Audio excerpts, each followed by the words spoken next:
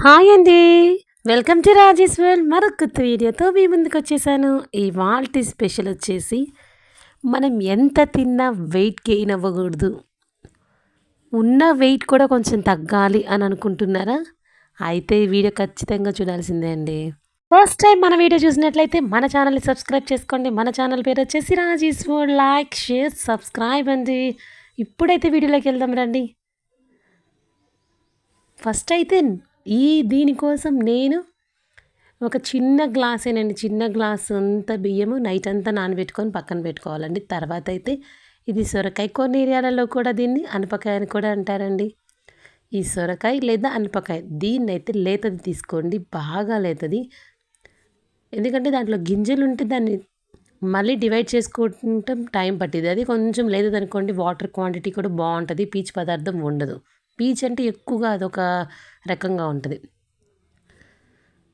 ఇప్పుడైతే దాని చెక్కు తీసేసి నీట్‌గా తర్వాతయితే చిన్న చిన్న పీసెస్‌గా కట్ చేసుకుంటున్నానండి. ఈ సొరకాయ చెక్కు తీస్తూ ముక్కలు కట్ చేసుకుంటూ ఈ సొరకాయ ఎంత మంచిదో నాకు తెలిసింది మనం చెప్పుకుందామండి. సొరకాయ అయితే దీంట్లో నాకు తెలిసి 99.9% వాటర్ కంటెంట్ ఉంటది. ఇంకా ఎక్కువేందంటే ఒంటికి చలవ అండ్ ఫ్రీ డైజెషన్‌గా ఉంటది. ఇంకా ఏంటి అనంటే ఒక 7 డేస్ లేకపోతే ఒక 10 డేస్ ఎర్లీ మార్నింగ్ సొరకాయ జ్యూస్ కానీ తాగండి. కొంచెం అల్లం వేసుకొని కాంబినేషన్‌తో ఏం జరుగుతుందో మీకే అర్థమవుతుందండి మీ బాడీలో. అంత మంచిది ఈ సొరకాయ. మనం ఈ సొరకాయ గురించి మాట్లాడుకునేసరికి మనం సొరకాయ అయితే పీల్ చేసేసుకొని చిన్న చిన్న పీసెస్‌గా కట్ చేసుకున్నాం అనమాట. ఇప్పుడైతే దీన్ని ఒక బౌల్‌లోకి తీసుకొని పక్కన పెట్టుకోవాలి. మీరెప్పుడైనా సొరకాయ దోస తిన్నారా? అదే అనపకాయ దోస తిన్నారా? తింటే కామెంట్ చేయండి. నేను చేసే స్టైల్ చూసి ఇలా తిన్నారా? లేకపోతే ఇంకో స్టైల్ మీ స్టైల్ ఏంటో కామెంట్ చేయండి. ఫస్ట్ అయితే ఒక బౌల్‌లోకి తీసేసుకున్నానండి. ఆ ముక్కలు చూడండి చూపించిన విధంగా చిన్న చిన్న ముక్కలు కట్ చేసుకున్నాను. అదైతే పక్కన పెట్టుకున్నాక ఒక మిక్సీ జార్ తీసుకొని దాంట్లోకి మనం కట్ చేసుకున్న పీసెస్ అన్నీ వేసేసుకున్న తర్వాత కడిగి కట్ చేసి పెట్టుకున్న అల్లం ముక్కలు నేనైతే పీల్ తీయనండి. ఏదైనా గుర్తుంచుకోండి ఫస్ట్. పీచు పదార్థం చాలా మంచిదండి. కడుక్కొని తింటే మంచిది. మరీ దాన్ని మొత్తం తీసేసి దాంట్లో ఏముంటదండి? అందుకని నేనైతే పీచు తీయలేదండి. మళ్ళీ పీచు తీయలేదు. దాని హైజెనిక్ కాదు అని అనొద్దు. అందుకే చెప్తున్నాను ఫస్ట్ అయితే. అల్లం ముక్కలు వేసేసుకున్నాక మనం ఆల్రెడీ నైట్ అంతా నానబెట్టుకున్న బియ్యాన్ని వేసుకొని కొంచెం జీలకర్ర వేసుకొని శుభ్రంగా మిక్సీ వేసుకున్నానండి.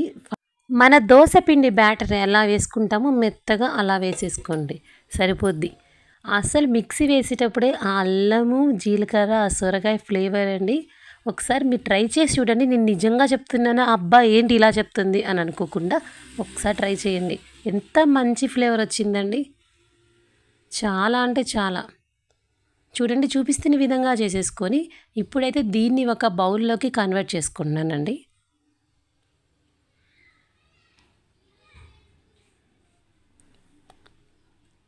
ఈ బౌల్‌లోకి వేసుకున్న తర్వాత అయితే నేను కొంచెం సాల్ట్ వేసుకొని కొంచెం వాటర్ అవసరం అనిపించింది. కొంచెమేనండి. మన దోస బ్యాటర్‌కి ఇంకొంచెం మరి కొంచెం చిక్కబడినట్టు అనిపించింది. అందుకని కొంచెం వాటర్ వేసుకొని బాగా కలుపుకున్నానండి ఆ సాల్ట్ కూడా కలిసేట్టు.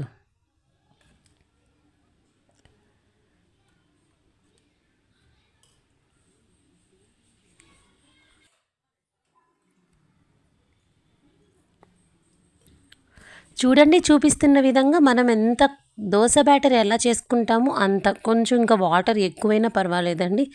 ఎందుకంటే ఇది మన దోసల్లాగా పల్చగా రాదు. కొంచెం మరీ మందంగా రాదండి. ఒక రకంగా వస్తది. చూడండి ఈ కన్సిస్టెన్సీ వస్తే సరిపోతుందండి. ఇప్పుడైతే దీంట్లో మనం ఆల్రెడీ కట్ చేసి పెట్టుకున్నానండి. ఆ ఉల్లిపాయలు వేసుకుంటే సరిపోతుంది. ఆ ఉల్లిపాయలు వేసుకొని ఒకసారి మళ్ళీ బాగా కలుపుకున్నాను. తర్వాత అయితే లాస్ట్‌లో కొంచెం బాగా సన్నగా తరిగిన కొత్తిమీర కూడా వేసుకొని బాగా ఈ మొత్తం కలిసేటట్టు కలుపుకున్నానండి.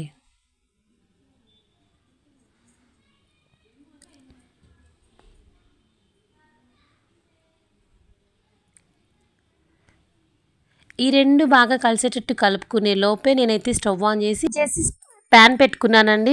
సిమ్‌లో పెట్టుకున్నాను. ఈ దోస అంతా సిమ్‌లోనే కాలాలండి. హైలో కాలితే అస్సలు కాలదు. అండ్ ఇంకా విరిగిపోతుంది కూడా. ప్యాన్ పెట్టుకున్నాం కదా, నాకైతే హీట్ అయిందో లేదో చూద్దామండి. హీట్ అయింది అనిపించింది. కొంచెం అలా ఒకసారి వాటర్లా చల్లేసుకొని హీట్ అయింది చూడండి. ఇప్పుడు దోశ వేసుకుందాము. ఈ దోశ ఎందుకు ఫస్ట్లో నేను బరువు తగ్గాలనుకుంటున్నారా, ఈ దోశ తిందాం రాండి అని ఎందుకు అన్నాను అంటే, దీనిలో క్యాలరీస్ తక్కువగా ఉన్నాయండి. చాలా అంటే చాలా వాటర్ కంటెంట్ ఎక్కువగా ఉంటుంది. మనం ఎన్ని తిన్నా కానీ అంత వెయిట్ గెయిన్ అవ్వము. ఇంకా ఏంటి అనంటే ఫ్రీ డైజెషన్ అవుతుంది. సొరకాయ అంటే కొంచెం తేలిక అయిన పదార్థమే కదా, మంచి డైజెషన్ అవుతుందండి.